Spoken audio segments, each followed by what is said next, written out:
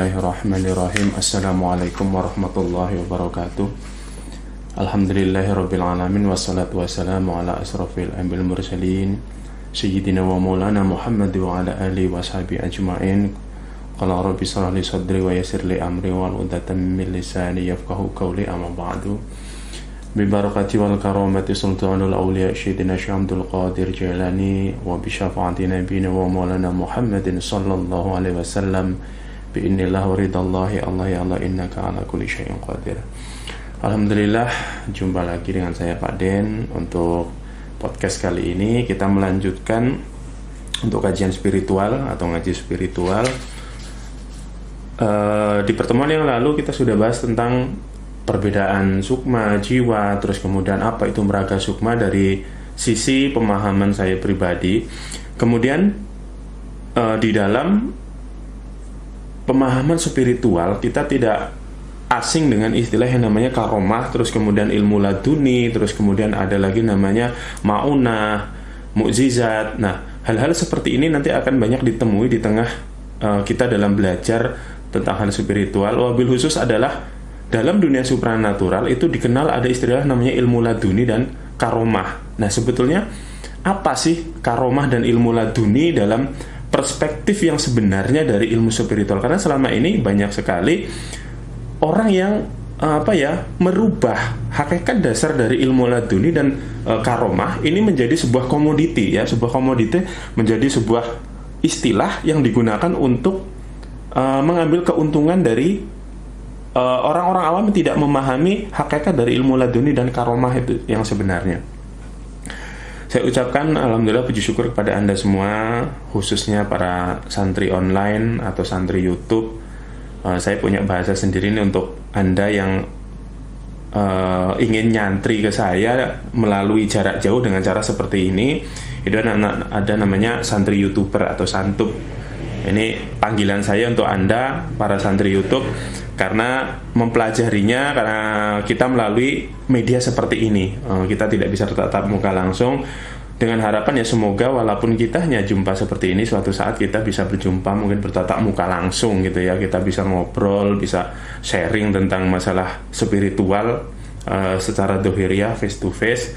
Untuk sementara untuk Anda para santri online atau santri YouTube, cukup mendengarkan kajian dari saya, dipahami, diresapi, ditelaah, sehingga kita bisa mengambil manfaat dari apa yang saya berikan.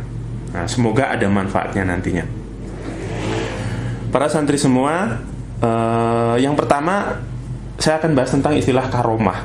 Ya, karomah itu apa sih gitu ya? Sebenarnya karomah itu apa? Kita sering banget dengar istilah karomah. Karomah ini ada kaitannya dengan sebuah bahasa Arab yang namanya Al-Karim. Ya, Karim itu maha pemurah. Ya, Karim itu maha pemurah.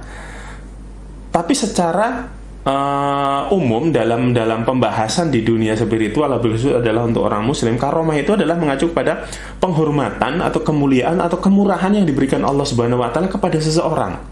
Ya. Atau secara umumnya karomah ini biasanya dikaitkan kepada sebuah kejadian, kemampuan seseorang yang di luar daripada nalar. Atau secara garis besarnya karomah ya adalah kejadian luar biasa di luar nalar yang terjadi pada seseorang, atau disebut dengan hawarikul a'dah. Ya, hawarikul a'dah atau hawarikul a'dah ini adalah kejadian-kejadian luar biasa yang terjadi pada seseorang. Dan ketika berbicara tentang karomah, maka kita akan berpikir kepada para wali. Nah, itu pasti. Jadi karomah itu rata-rata dimiliki oleh para waliullah, ya, waliullah atau para aulia. Ya, bahasa kita aulia itu adalah para aulia dan orang-orang alim, para kiai, para alim ulama yang memiliki tingkat kealiman kesolehan yang sangat tinggi, sehingga dalam kehidupan mereka sering mendapatkan sebuah kejadian-kejadian luar biasa yang diberikan Allah atas kemurahan Allah Subhanahu wa taala pula. Lalu sebetulnya secara tidak langsung waliullah itu apa sih gitu? Kita mengacu kepada surat Yunus ya, ayat 62 sampai 63. Ala inna awliya Allahi la khawfun alaihim walahum yahzanun. Ma kanu awliya'uhu in awliya'uhu illal muttaquna walakinna aksaruhum la ya'lamun. Ingatlah wali Allah itu tidak ada rasa takut tidak ada rasa takut pada mereka dan mereka tidak bersedih hati. Alladzina amanu wa kanu yattaqun, yaitu orang-orang yang beriman dan senantiasa bertakwa. Maka nu auliya'uhu in auliya, dan seterusnya. Wali-wali Allah hanyalah orang-orang yang bertakwa, tetapi kebanyakan mereka tidak mengetahui. Jadi di Al-Quran surat Yunus ayat 62 sampai 63, terus kemudian ditambah surat Al-Anfal ayat 34. Ini potongan dari Al-Anfal ayat 34. Maka nu auliya'uhu in auliya'u illa, dan seterusnya. Ini adalah potongan Al-Anfal ayat 34. Di sini dijelaskan bahwa auliya ini adalah orang-orang yang senantiasa bertakwa kepada Allah Subhanahu wa ta'ala. Para wali, para aulia sudah dijelaskan bahwasanya mereka adalah orang-orang yang memiliki ketakwaan, ya, memiliki ketakwaan kepada Allah Subhanahu wa ta'ala.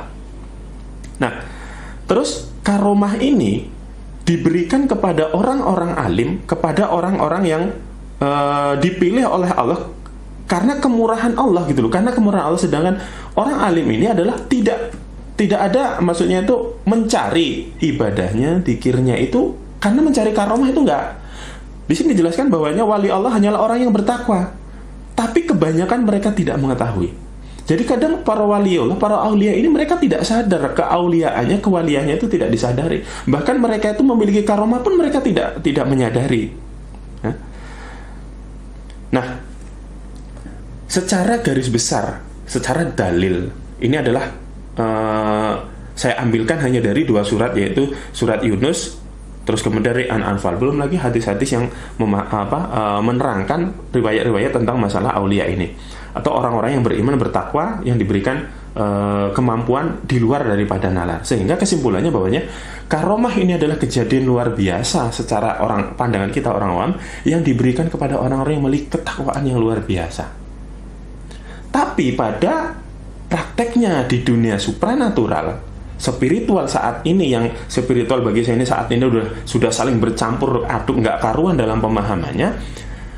Seringkali mungkin Anda melihat di iklan atau bahkan ketika ngaji di suatu tempat diberi sebuah amalan, disebutnya adalah mungkin, oh ini karomah Asmaul Husna, oh ini adalah karomah surat ini adalah karomah bacaan ini adalah karomah dari ini.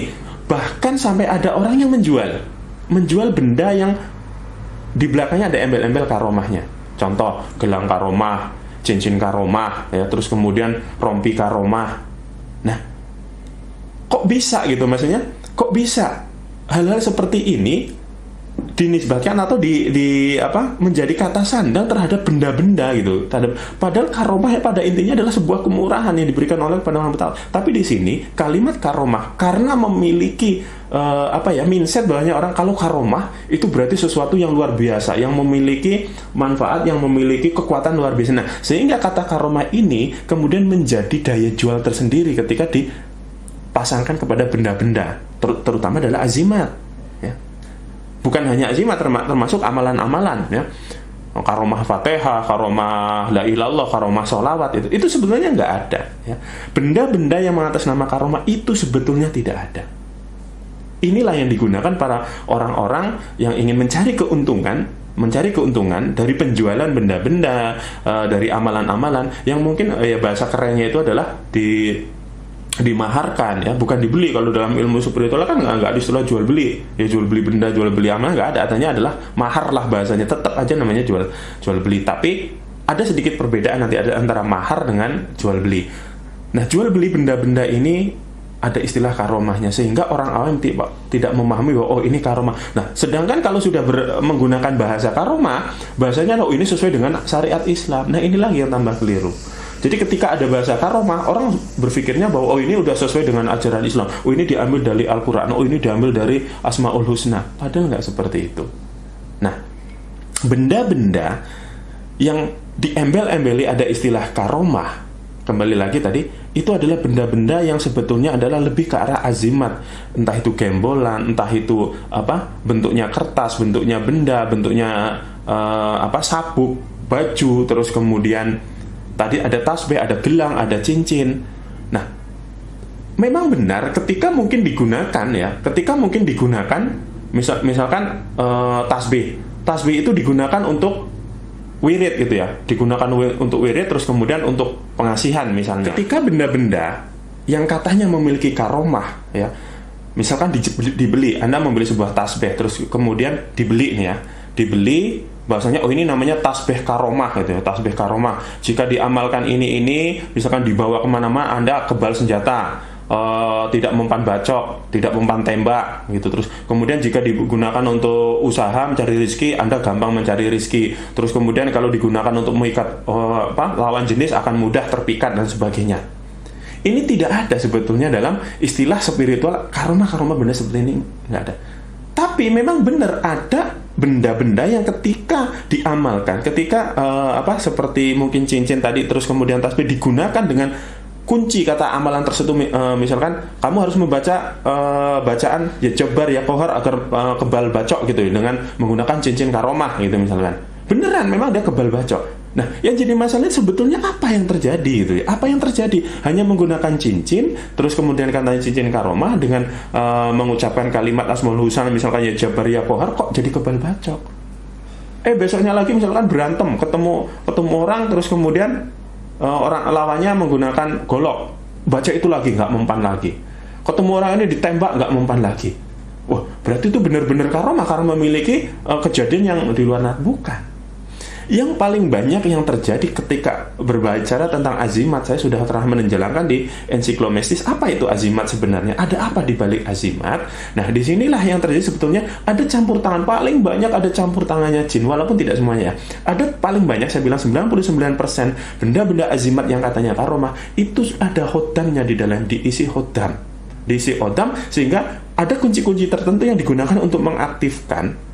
Akhirnya benda ini ketika misalkan cincin ini dipakai, ada hodamnya, ada kata kuncinya, misalkan harus mengucapkan ya jabar ya kohar, tahan napas, ucapan 7 kali, gedok tanah kayak gitu. Akhirnya apa? Aktif. Hodamnya aktif, kemudian menyelimuti, dia menggunakan sihirnya. Jin ini menggunakan sihirnya, akhirnya tidak kebal bacok ya. Maksudnya kebal bacok, terus kemudian akhirnya kebal tembak, kebal tuh udah sebenarnya ini. Begitu cukup benda-benda yang lain ya. Mau apapun ajimat, kalau ada istilahnya di embel-embeli karomah, itu sebetulnya adalah penipuan dalam segi bahasa karena orang awam nggak ngerti. Oh, tapi padahal itu kan bacaannya bacaan dari Al-Quran, benar. Ada Asmaul Husna, ada Bismillah, benar, bacaan dari Al-Quran itu benar. Tapi bacaan ini sudah disalahartikan, disalahgunakan. Anda ini mau menggunakan Al-Quran untuk nyihir aja bisa loh. Jadi tidak semuanya ayat-ayat Quran ini digunakan untuk enggak. Orang ilmu sihir yang paling ini ya, saya beritahu, ilmu sihir yang paling sakti itu adalah menggunakan Al-Quran. Tapi ilmu ini akan memiliki tingkat kemusyrikannya luar biasa. Salah satu ilmu sihir yang paling ampuh adalah menggunakan cara teknik menduduki Al-Quran. Ini dari zaman dulu sudah ada.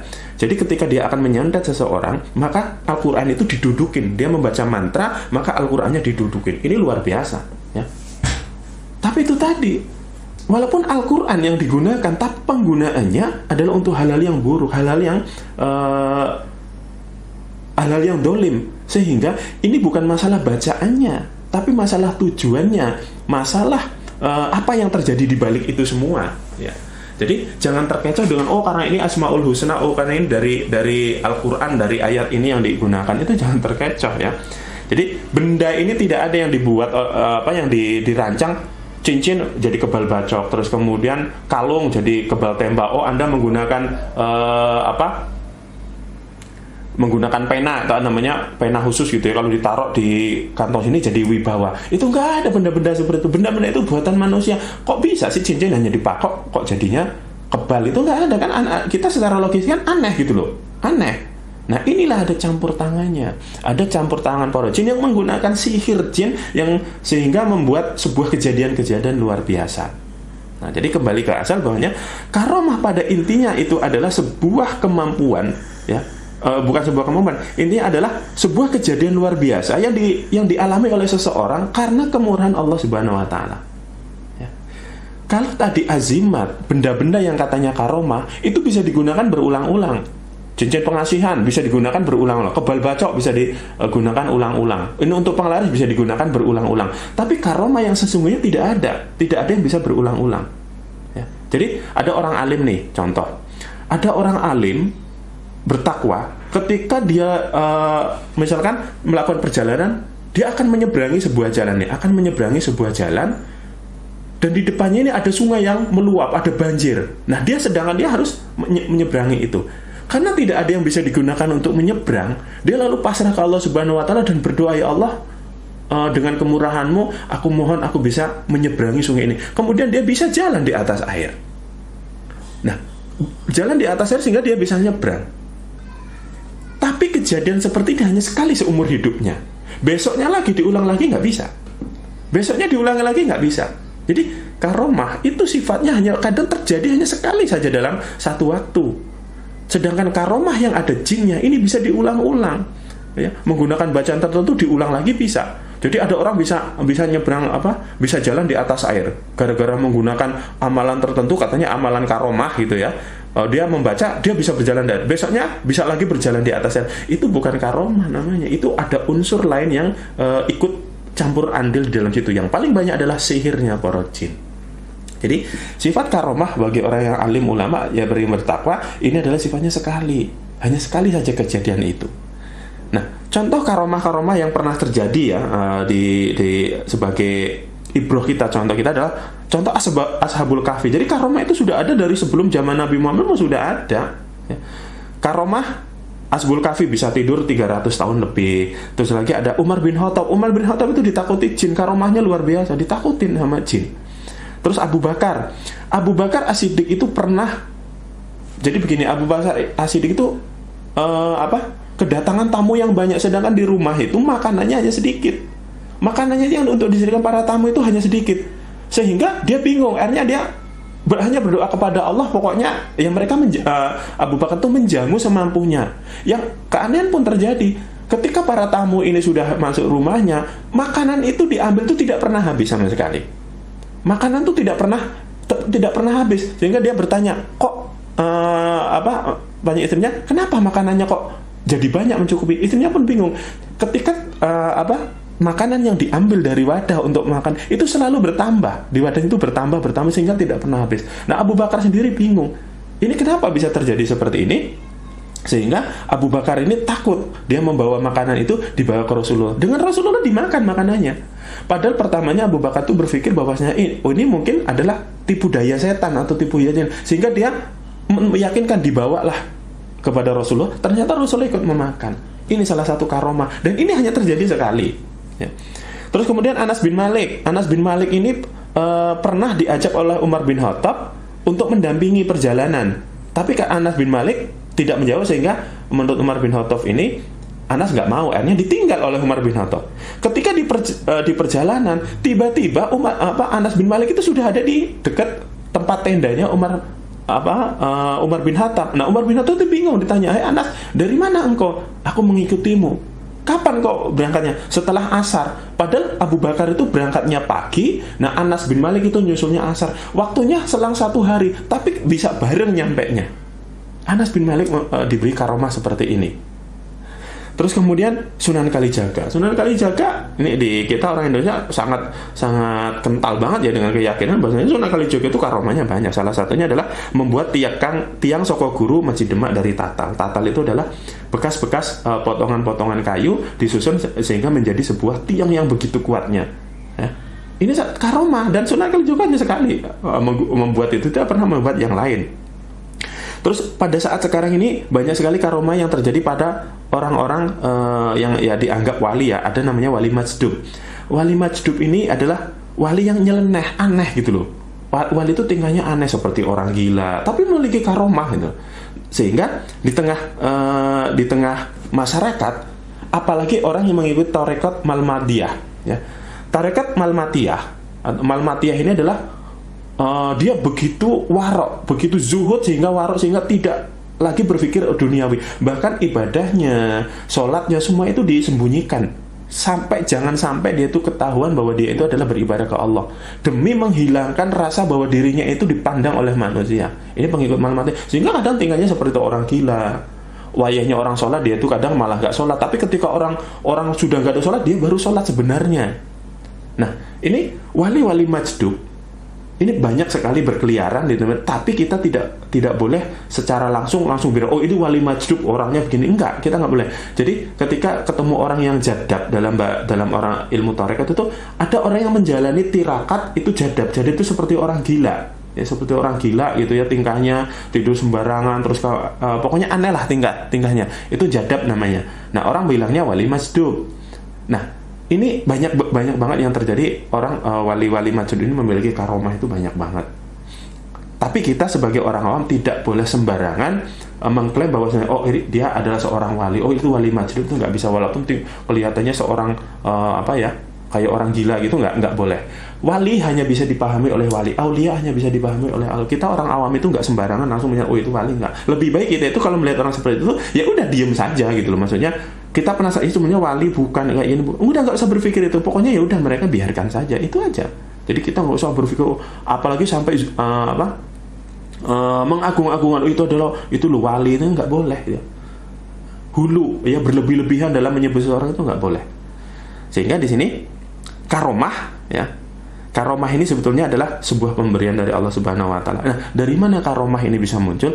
Karomah biasanya muncul adalah dari sebuah keistiqomahan seseorang. Seseorang yang istiqomah dalam ibadahnya, istiqomah di dalam amalannya, tirakatnya, yang hanya kepada Allah Subhanahu wa taala, khususnya adalah hanya ingin mencari ridha Allah Subhanahu wa taala, justru malah Allah memberikan kelebihan di dalam dirinya.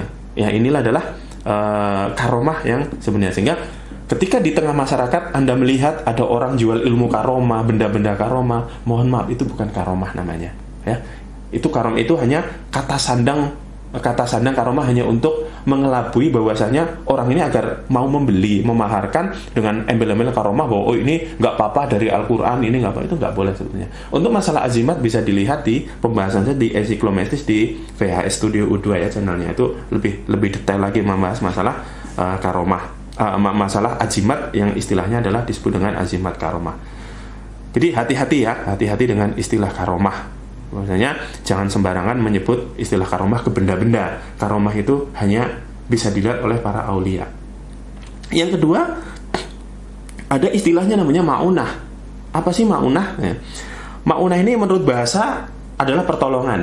Pertolongannya apa? Pertolongan dari Allah Subhanahu wa taala. Ma'unah ini adalah pertolongan dari Allah kepada orang awam, bukan aulia. Maksudnya seperti kita ini kadang mendapat kejadian yang luar biasa nih, kejadian yang luar biasa yang di luar nalar karena Allah ingin menolong kita gitu loh. Ini bukan karomah disebut.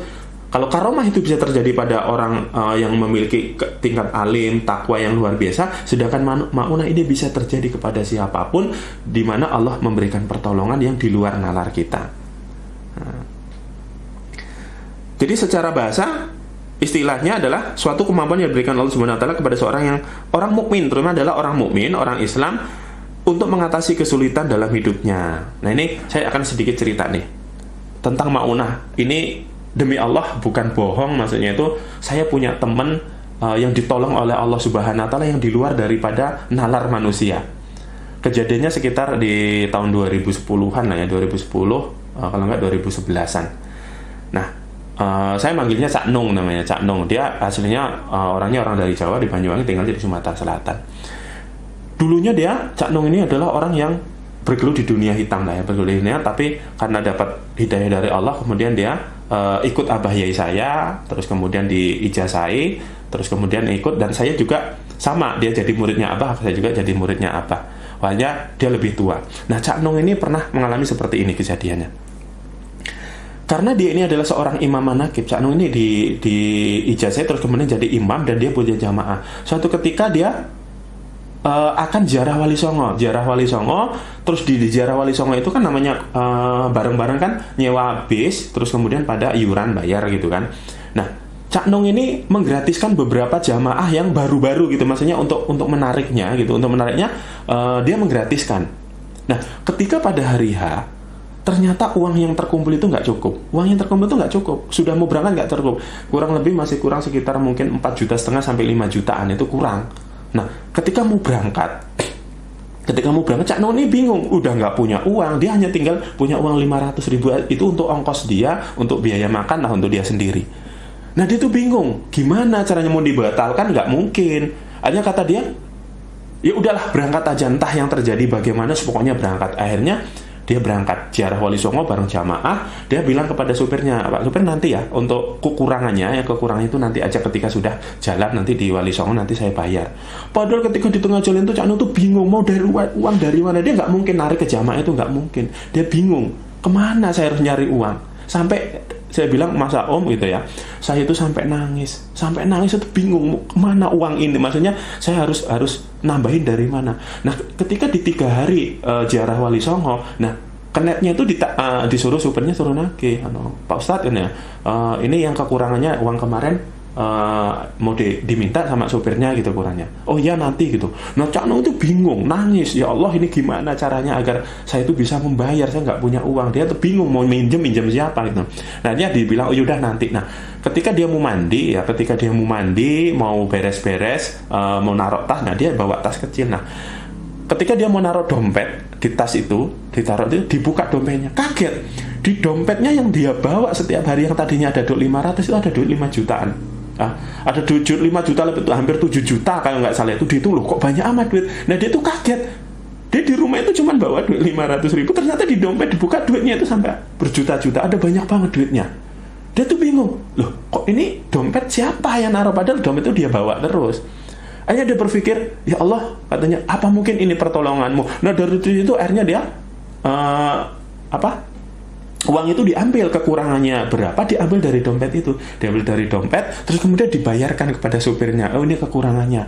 Nah masihlah sisa duit itu 1.500.000 kan nggak sama, masih 1 juta, 1.500.000 masih sisa. Dia senang akhirnya, ya karena tiba-tiba dompetnya isi itu senang, wah senang, ini duitnya nambah gitu kan, nanti bisa belanja. Dimasukin lagi ke tas, sudah selesai pembayaran dia sudah tenang. Karena apa? Walaupun dia di jalan tuh masih mikir, ini siapa tadi yang memberikan uang, tiba-tiba di dompet itu kok uangnya jadi tambah banyak gitu.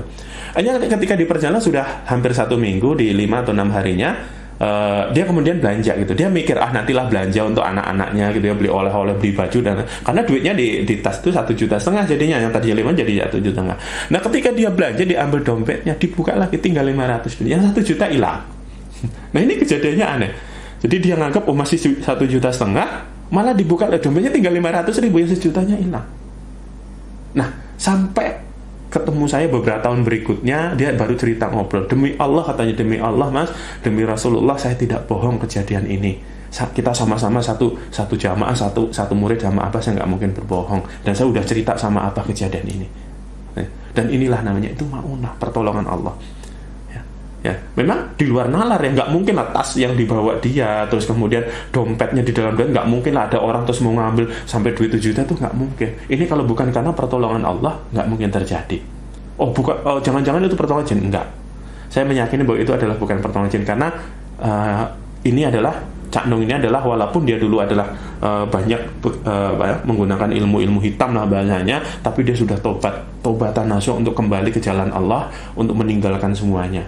Tapi di tengah jalan dia diuji Allah, tapi karena keyakinannya kepada Allah, ternyata Allah memberikan sebuah pertolongan. Nah, ini contoh maunah yang benar-benar terjadi, yang saya nggak ngarang-ngarang, ini orangnya masih ada. Belum lagi cerita-ceritanya banyak ya, kisah-kisah maunah yang dialami oleh orang-orang biasa, orang-orang biasa, bukan wali, bukan orang yang beriman, malah kadang orang baru saja tobat ya, dari maksiatnya, tobat dari dari keburukannya, berubah menjadi orang baik, menjadi orang, malah kadang mendapatkan pertolongan Allah seperti ini ya. Banyak sebenarnya kisah-kisah maunah ya, kalau diceritakan bisa panjang banget. Jadi tadi ada karomah diberikan, kejadian luar biasa yang diberikan kepada Allah karena keistiqomahan dalam ibadahnya. Maunah ini diberikan pertolongan yang diberikan oleh Allah kepada orang biasa tapi orang mukmin ya. Inilah dua hal yang ada perbedaannya ya, maunah dengan karomah. Terus di antara maunah dan karomah ada kebalikannya yang disebut dengan istidrot. Istidrot ini adalah sebuah kenikmatan yang diberikan berlimpah. Allah memberikan kenikmatan berlimpah, padahal orang itu adalah banyak melakukan maksiat. Orang itu orang kafir. Orang itu banyak melakukan kejahatan, tapi diberikan sesuatu yang melimpah. Nggak mesti harta ya, melimpah. Ada sebuah hadis yang diriwayatkan bunyi begini: bila kamu melihat Allah memberi pada hamba dari perkara dunia yang diinginkannya, maksudnya Allah itu memberikan hal-hal duniawi, padahal dia terus berada dalam kemaksiatan kepada Allah, maka ketahuilah bahwa hal itu adalah istijrad, yaitu jebakan berupa nikmat yang disegerakan oleh Allah Subhanahu wa taala. Hadis riwayat Ahmad. Nah, Rasulullah menyatakan bahwasanya nanti akan hambaku akan melihat orang yang maksudnya itu orang yang banyak maksiat, tapi duniawinya itu disegerakan oleh Allah, maksudnya dikabulkan oleh Allah duniawinya, kekayaan misalkan ya. Orangnya tuh kaya tapi padahal maksiat. Malah orang yang banyak ibadah, orang mukmin, orang yang alim malah kadang nggak kaya gitu loh. Maksudnya miskin gitu ya, nggak biasa-biasa saja. Tapi kenapa orang yang banyak maksiat, orang jahat malah diberikan kenikmatan oleh Allah? Ini namanya istijrad. Sedangkan istijrad di situ diterangkan oleh Rasul adalah jebakan berupa kenikmatan. Kenikmatan yang menjebak. Seandainya orang ini tidak sadar dengan istijradnya, ini akan membawa dia ke neraka nantinya. Jadi istijrad itu adalah sebuah jebakan oleh Allah. Jebakan yang dimaksud adalah ujian. Apakah dia menyadari bahwasanya dia tidak banyak beribadah ke Allah, tapi dia diberikan kenikmatan? Dia harusnya berpikir, kenapa diberikan rezeki yang sangat banyak sedangkan dia banyak bermaksiat? Istijrad ini bisa terjadi bukan hanya masalah harta. Contohnya adalah kenikmatan ilmu, kenikmatan sehat, kenikmatan harta. Jadi orang ini banyak maksiat, nggak pernah ibadah, ya, tapi sehat terus, nggak pernah sakit.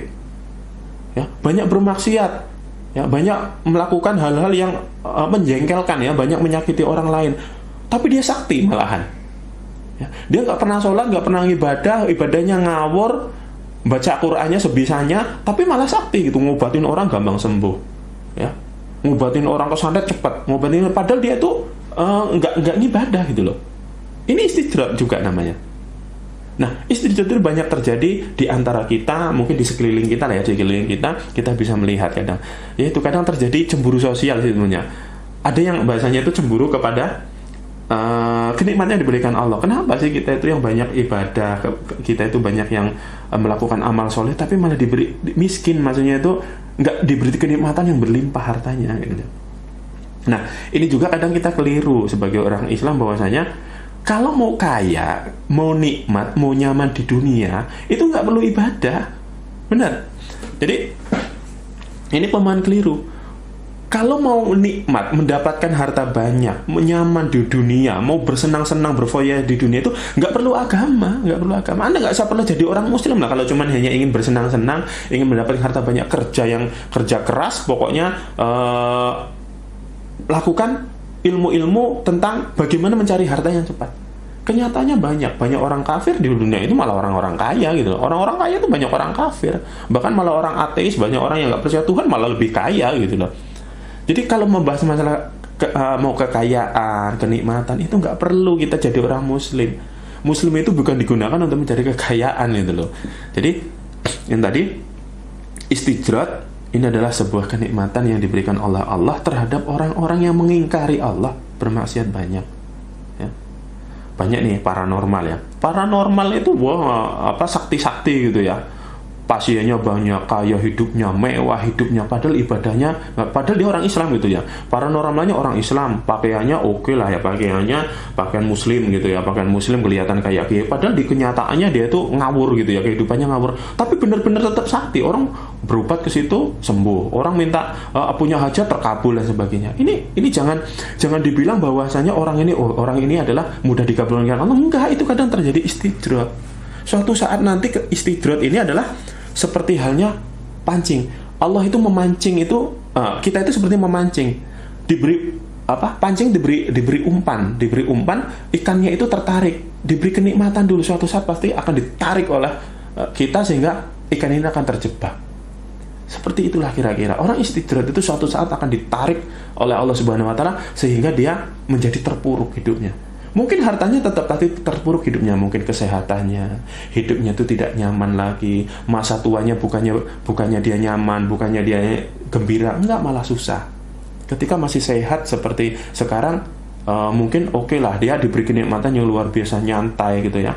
Kayak sekarang mungkin artis-artis tuh banyak tuh ya, diberi kenikmatan, hidupnya lalai, sehingga suatu saat dia dengan istijrad yang diberikan, mungkin ada yang sadar, ada yang enggak. Ketika dia sudah sadar, akhirnya dia kembali ke jalan Allah Subhanahu wa taala, kembali mengimani Allah, kembali beribadah, bahkan menjadi ibrah, menjadi contoh, ada yang menjadi public figure, dicontoh, oh dulu hidupnya seperti ini.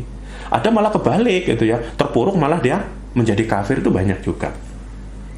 Jadi dalam kehidupan sehari-hari kita jangan pernah iri terhadap orang yang diberi istijrat ya. Jangan istijrat kok diirikan, itu kita harus menjauhinya. Jadi ketika ada orang yang bermaksiat, banyak melakukan dosa, kok diberi nikmat oleh Allah yang banyak, harusnya kita itu bersyukur bahwasanya ya Allah, saya malah nggak diberi harta itu, ternyata saya diberi kemiskinan, tidak diberi harta yang banyak, malah saya bisa beribadah nyaman. Sedangkan mereka yang diberi harta yang banyak malah nggak pernah ibadah.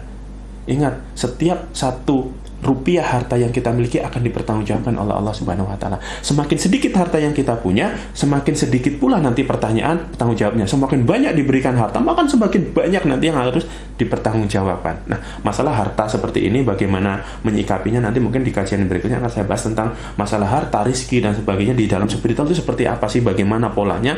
Insya Allah di pertemuan yang lain akan saya bahas. Jadi 3 hal, ada karomah, ada maunah, ini sama-sama pertolongan dari Allah. Karena kecintaan Allah, karena kecintaan kita kepada Allah, sehingga Allah membalasnya dengan hal-hal yang di luar nalar karena ingin menolong kita. Yang ketiga, istidrat. Istidrat ini adalah sebetulnya adalah bukan kenikmatan, bukan kenikmatan yang membawa berkat, tapi kenikmatan yang akan membawa ke dalam jurang neraka. Yang terakhir, masalah ilmu laduni. Ilmu laduni ini banyak juga di tengah masyarakat, di hal yang berkaitan dengan supranatural, spiritual, itu menjadi embel-embel kayak ilmu karomah, ya, ilmu laduni gitu ya, dijual, maksudnya dimaharkan, ilmu laduni tingkat ini. Itu sebenarnya sama juga dengan penipuan.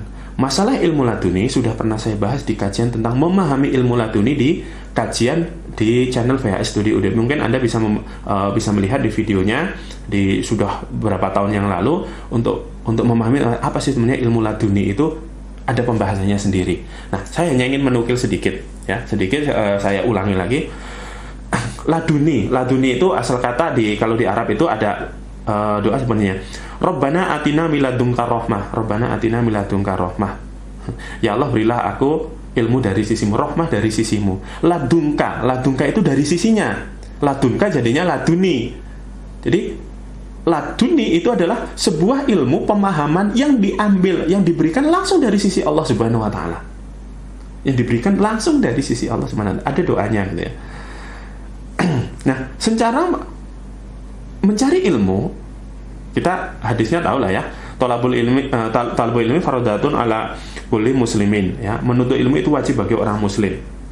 Nah, cara mendapat ilmu, kita tuh wajib mencari ilmu apapun, ilmu tentang duniawi, ilmu tentang ukhrawi, itu sama-sama harus dicari. Mengejar dunia harus pakai ilmu, mengejar akhirat apalagi ya. Mengejar dunia aja harus pakai ilmu, apalagi mengejar ilmu akhirat. Nah, ilmu adalah sebuah kewajiban bagi kita semua. Agar apa? Agar kita itu bisa menjalani kehidupan sesuai dengan sunnatullah dan sesuai dengan kemauannya Allah. Yang pertama dari sunatullah dulu. Kita manusia hidup itu harus dengan sunatullah ya, dengan alami kejadiannya. Itu yang kedua adalah mengikuti pola yang ditetapkan oleh Allah Subhanahu wa taala melalui syariat-syariat yang sudah ditentukan. Kita butuh ilmunya. Contohnya sholat itu kalau nggak tahu ilmunya, ya nggak jadi sholatnya. Puasa nggak tahu ilmunya, nggak bisa. Kita nyari duit, nyari rezeki, nggak tahu ilmunya, nggak jadi juga. Jadi mencari ilmu ada dua cara dalam pencarian ilmu. Yang pertama adalah belajar secara alami atau ilmu yang diusahakan. Maksudnya kita belajar secara alami dengan cara ya sekolah gitu, namanya muktasab. Ilmu muktasab itu adalah ilmu yang diusahakan dengan cara kita belajar nyantri, misalkan ya sekolah, itu ilmu yang diusahakan. Kita kursus, dan itu ilmu yang diusahakan. Nah, ilmu muktasab, ilmu alami ini adalah menggunakan panca indera, akal, bisa melalui sekolah, belajar dari alam dengan observasi dan dengan disiplin ilmu formal. Sekolah, kuliah, itu adalah ilmu muktasab ya. Kita bisa mencari ilmu pengetahuannya dari cara seperti ini. Yang kedua adalah pengajaran dari Tuhan langsung ya, pemberian Allah langsung. Orang menyebutnya dengan istilah wahyu atau ilham. Wahyu atau ilham. Nah, wahyu atau ilham inilah yang sebetulnya disebut dengan laduni. Ilmu yang diberikan dari Allah langsung dari sisinya langsung kepada Allah, dari Allah sebenarnya langsung memberikan ilmu ini tanpa melalui perantara siapapun, tanpa melalui belajar, langsung diberikan ilmu ini. Nah, sebetulnya ilmu laduni itu ilmu yang seperti apa sih yang diberikan Allah langsung kepada manusia yang dipilih ya. Ingat, manusia adalah dipilih, nggak sembarangan orang. Allah itu kemurahan, terserah Allah itu memberikan ilmu laduni itu kepada siapa, itu terserah Allah. Nggak bisa, ilmu laduni itu tidak pernah bisa diminta oleh manusia kepada Allah, nggak bisa. Apalagi ilmu laduni dipelajari itu nggak bisa. Dalam Al-Quran tidak bisa, karena ilmu ini adalah benar-benar karena memang dari kasih sayangnya Allah, kemurahannya Allah yang diberikan dari sisinya untuk orang yang dipilihnya. Jadi nggak bisa diminta ya. Jadi ingat, ilmu laduni tidak bisa diminta, tidak juga bisa diusahakan. Jadi nggak ada istilahnya orang belajar ingin dapat ilmu laduni, itu nggak ada. Apalagi diberi itu, diberi oleh seseorang ya, membeli ilmu, katanya ilmu itu malah sesat, namanya penyesatan. Karena itu tadi, ilmu laduni hampir sama dengan tadi karomah, disalahartikan, dibuat embel-embel untuk melancarkan usaha gitu loh. Orang ingin memaharkan ilmu dengan embel laduni gitu. Oh, ini laduni dari Allah Subhanahu wa taala. Ya, semua ilmu dari Allah hakikatnya. Cuman ada ilmu-ilmu yang di dalamnya ini adalah menggunakan istilah-istilah demi untuk mencari keuntungan. Ilmu laduni yang paling banyak itu adalah ilmu tentang pembelajaran, pemahaman akan ketauhidan. Pemahaman tentang ketauhidan yang diberikan kepada Allah, kepada manusia dari Allah itu adalah tentang ilmu ketuhanan, tentang ilmu-ilmu yang tentang hakikat, makrifat, itu adalah biasanya melalui ilmu-ilmu laduni. Ilmu yang tidak bisa dipelajari di syariatnya nggak ada, dicari itu nggak ada, tapi pemahaman ini langsung diberikan Allah Subhanahu wa taala. Ya. Seperti gurunya Syekh Athaillah, Syekh Marsi itu mempelajari tentang ilmu itu, dia nggak belajar ilmu kita, dia ngerti. Karena apa? Karena hidupnya memang dicurahkan untuk agama gitu loh. Nah, terus contoh ilmu laduni yang pertama kali di dunia ini, siapa sih yang punya ilmu laduni yang pertama kali di dunia? Yaitu Adam alaihissalam. Nabi Adam alaihissalam adalah makhluk manusia yang pertama kali memiliki ilmu laduni. Dari mana kita tahu? Ketika malaikat dikumpulkan oleh Allah ini bahasanya memamerkan bahwanya dia itu menciptakan Adam alaihissalam. Terus kemudian malaikat ini protes bahwasanya kenapa harus menciptakan manusia di muka bumi gitu ya, yang nantinya hanya akan membawa kerusakan gitu di muka bumi. Jadi malaikat itu sudah memastikan bahwa nanti manusia akan banyak kerusuhan. Ya. Sedangkan kami ini selalu bertasbih kepadamu. Artinya untuk apa menciptakan manusia yang akan menciptakan kerusakan di muka bumi, sedangkan malaikat ini selalu bertasbih ke Allah. Nah, lalu Allah menjawab, Allah itu lebih mengetahui apa yang diciptakan ketimbang para malaikat. Sehingga untuk mengujinya, kemudian Adam dihadapkan, terus malaikat juga dihadapkan. Lalu Allah meminta kepada malaikat suruh menyebutkan nama-nama benda yang ada di depan mereka. Malaikat bingung, nggak ngerti benda-benda itu namanya apa. Benda-benda inilah yang nantinya akan diturunkan ke bumi. Ada hewan, ada tumbuhan, ya.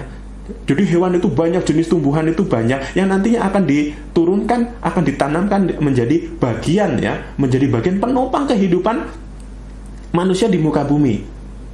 Nah, malaikat nyerah, nggak bisa, nggak tahu. Akhirnya hanya Engkau ya Allah yang tahu tentang nama-nama itu. Lalu kemudian Allah menyuruh Adam untuk menyebutkan nama. Adam lancar menyebut ini namanya ini. Dari mana Adam tahu? Padahal Adam adalah manusia pertama yang diciptakan Allah. Dia tidak pernah berguru, tidak ada guru, tidak ada yang ngajarinya. Allah sendiri yang menaruh ilmu itu di dalam hatinya Nabi Adam alaihissalam. Itulah ilmu laduni. Ilmu laduni yang pertama kali manusia adalah Adam alaihissalam, yang tidak pernah belajar sama sekali, sehingga Allah memasukkan pemahaman langsung ke dalam hati Adam, sehingga dia bisa menyebutkan apa yang tidak bisa disebutkan oleh malaikat, sehingga malaikat nyerah. Ya, ternyata ya memang Allah lebih paham apa yang diciptakan. Dalam surat Al-Kahfi, ya, surat Al-Kahfi di sini ada cerita menarik. Al-Kahfi ini tentang Nabi Khidir yang memberikan pelajaran ke Nabi Musa alaihissalam. Ini ceritanya kan sudah sangat familiar ya. Ada sebuah ayat yang bunyinya begini. Fawajada abdam min ibadina atainahu rahmatan min indina wa 'allamnahu min ladunka ilma. Lalu mereka berdua bertemu dengan seorang hamba di antara hamba-hamba kami yang telah kami berikan rahmat kepadanya dari sisi kami, yang telah kami ajarkan ilmu kepadanya dari sisi kami. Di sini ada istilah min ladunka ilma. Min ladunka ilma yaitu ilmu yang diajarkan dari sisi kami. Nah, Bisa dilihat di surat Al-Kahfi ayat 60-an ya, 60 berikutnya itu ada cerita tentang Nabi Khidir. Nah, Nabi Khidir ini adalah salah satu nabi yang diberikan ilmu laduni oleh Allah Subhanahu wa taala. Tadi ada Nabi Adam ya, tapi semua nabi rata-rata semua nabi itu diberi wahyu. Nah, wahyu itu adalah ilmu laduni sebetulnya.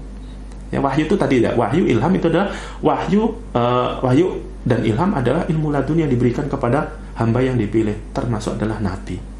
Nah, ini contoh ya, contoh di Al-Quran adalah Nabi Khidir yang memberikan pemahaman kepada Musa ya. Jadi gurunya Nabi Musa itu Nabi Khidir alaihissalam ya. Jadi tentang Nabi Musa itu mencari seorang guru di tengah laut, akhirnya dia ketemu dengan Nabi Khidir, akhirnya disuruh ngikut Nabi Khidir. Nabi Khidir itu melakukan pembunuhan terhadap seorang anak kecil, terus kemudian melakukan membocorkan kapal dan sebagainya. Jadi di situ Nabi Khidir itu melakukan perbuatan yang bagi Nabi Musa itu di luar nalar. Ya, salah satunya begini. Nabi Khidir itu membunuh seseorang, padahal anak itu nggak punya salah apa dibunuh. Nabi Musa bingung kenapa dibunuh. Ya, masih kecil nggak punya dosa dan sebagainya. Setelah selesai diterangkan oleh, karena anak kecil ini nantinya ketika dewasa dia akan bermaksiat kepada Allah dan menentang Allah, menjadi yang kafir, sehingga lebih baik dibunuh dari kecil agar dia tidak kafir. Loh, Nabi Khidir sudah tahu masa depan anak ini. Ini namanya ilmu laduni. Hanya Allah yang memberikan kepada Nabi Khidir alaihissalam pemahaman seperti ini, sampai dibuatkan sebuah ayat di Al-Quran tentang kisahnya. Silakan dibaca ya di surat Al-Kahfi. Terus di surat Al-Baqarah menyinggung juga tentang ilmu laduni ya, Al-Baqarah ayat 269. Yu'til hikmata may yasha'u wa may yu'tal hikmata faqad autiya khairan katsira wa ma yadhakkaru illal ulul akbab.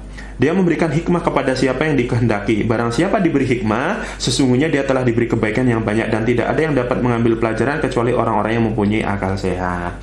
Nah, ilmu laduni ini adalah diambil dalam bahasa kita merupakan hikmah dari Al-Quran itu sendiri. Jarang sekarang ini orang punya ilmu laduni, itu adalah dia ketika mampu mendapatkan hikmah-hikmah, pemahaman-pemahaman, mengambil manfaat dari Al-Quran. Jadi ada ilmu hikmah, nanti di spiritual itu akan terkenal namanya ilmu hikmah, ilmu laduni. Ini kadang ilmu laduni, ilmu itu sendiri-sendiri. Oh, ada istilahnya ini tasbih hikmah, terus kemudian ini amalan al-hikmah, terus tadi ini amalan ilmu laduni. Ini yang dijual-jualnya, ini jual-jual banyak banget, diiklan-iklankan. Padahal pemahaman ilmu hikmah dengan laduni itu sangat jauh berbeda dengan apa yang diterangkan dalam Al-Quran dan hadis ya.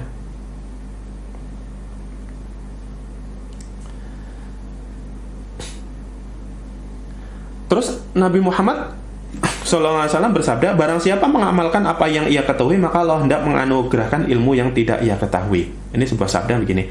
Maksudnya adalah seseorang yang memiliki ilmu agama terutama ya, ilmu yang berkaitan dengan agama, kemudian mengamalkan ilmu itu, semakin dia mengamalkan dengan keridhaan, dengan keikhlasan, maka Allah akan menambahkan sebuah ilmu lagi, tambahan ilmu yang tidak pernah diketahui sebelumnya.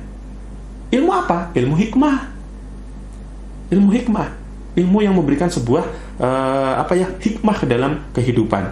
Terus ada lagi, barang siapa ikhlas kepada Allah selama 40 hari, insyaallah Allah akan menambahkan mata air hikmah dari hati ke lidahnya. Kita ini oleh Rasulullah diberikan begini, siapa saja yang bisa ikhlas selama 40 hari berturut-turut, niscaya Allah akan menempatkan mata air hikmah, yaitu samudra hikmah di dalam diri kita dari hati, yang kemudian bisa diwujudkan ke lidah. Maksudnya di sini adalah ilmu hikmah yang didapat dari ilmu agama ini langsung diberikan oleh ke dalam hati kita, sehingga kita bisa menjabarkan ke dalam lidah kita. Ilmu-ilmu apa? Ilmu-ilmu hakikat, ilmu-ilmu makrifat, ini yang paling umum ya. Ya, ilmu hikmah ini tadi banyak diselewengkan istilahnya hanya untuk mencari keuntungan, padahal ilmu hikmah ini adalah orang yang memahami tentang hikmah-hikmah dalam Al-Quran, sehingga memahami tentang hakikat dan makrifatnya. Nah, siapakah orang-orang biasanya yang memiliki ilmu laduni dan ilmu hikmah? Yaitu orang-orang yang sudah kasyaf. Orang yang sudah kasyaf biasanya memiliki ilmu laduni dan ilmu-ilmu hikmah. Apa sih kasyaf itu? Kasyaf itu adalah terbukanya tabir gaib. Tabir gaib itu maksudnya gini, Kita itu tidak bisa memahami tentang kegaiban alam semesta, ciptaan-ciptaan Allah, bahkan tidak memahami kegaiban Allah Subhanahu wa Ta'ala. Tapi oleh Allah dibukakan pemahaman-pemahaman itu, sehingga dia bisa memahami tentang kegaiban-kegaiban yang diciptakan oleh Allah. Ini dengan tabir gaib. Bisa memahami tentang hakikat pahala, dosa, neraka, surga, lauh mahfud, alam barzah, banyak sekali yang itu adalah hal-hal gaib yang tidak bisa dipahami, tapi oleh Allah itu bisa dibukakan tabirnya sehingga orang itu mampu untuk bisa memahami tentang hakikat atau kemarifatan atau pemahaman-pemahaman yang di luar nalar itu.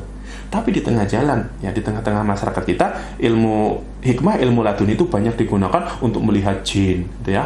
Ilmu hikmah ini bisa untuk melihat, membuka mata batin, bisa melihat jin, bisa melihat dan sebagainya. Ini adalah sebuah pemahaman yang keliru tentang masalah ilmu hikmah dan ilmu laduni. Jadi kesimpulannya ya, ada karomah, ada maunah, ada istidrak, ada ilmu laduni, ada ilmu. Semuanya ini adalah sebuah pemahaman keilmuan dari Allah Subhanahu wa Ta'ala yang banyak diselewengkan di tengah-tengah masyarakat sehingga untuk mencari keuntungan dengan istilah-istilah. Semoga kita semua dijauhkan oleh Allah Subhanahu wa Ta'ala dari pemahaman-pemahaman yang menyesatkan sehingga kita selalu di jalan Allah Subhanahu wa Ta'ala. Mungkin akan saya lanjutkan di pertemuan yang akan datang untuk lebih detailnya lagi. Dan untuk masalah ilmu laduni, ilmu hikmah bisa dilihat di kajian di channel VHS Studio tentang memahami ilmu laduni. Kurang lebihnya saya mohon maaf. Untuk para santri online semoga masih diberi kesehatan sehingga masih bisa mengikuti kajian-kajian dari saya. Akhirul kalam, wabillahi taufiq wal hidayah. Assalamualaikum warahmatullahi wabarakatuh.